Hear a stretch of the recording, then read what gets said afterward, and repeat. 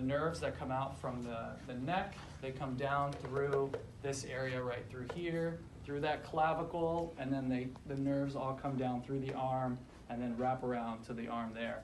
The rotator cuff muscles sit on the shoulder blade right here, and their job is to hug the head of that humerus, of that bone, and keep it in its socket.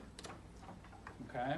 So that's mainly what I was talking about. The rest just kind of sits on top, and those are the big movers. These are the deep, deep movers that get in trouble, but the rest just kind of sit on top and do the big lifting and the big moving.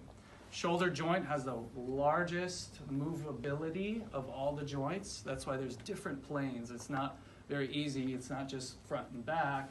It's all these different planes of front and back. Also has rotation and comes across. So it has the largest movability of all the joints, which is why it's so muscular, and there's a lot of muscular attachments. And remember, in between each bone, there's going to be a ligament as well to keep it from moving too much and keep it from bracing. But mainly, it's a lot of muscle tissue that hangs on there.